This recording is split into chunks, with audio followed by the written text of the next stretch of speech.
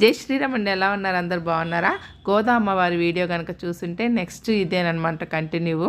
అలా అమ్మవారిని ఇంట్లోకి ఆహ్వానించి అమ్మవారికి ముందుగానే ప్లేస్ ఒకటి పెట్టుకుంటాం కదండి. ఆ ప్లేస్లో పటం పెడతాము, తర్వాత విగ్రహం పెట్టుకుంటాము. ఇంతకు ముందు పటం ఒక్కటే ఉండేదట.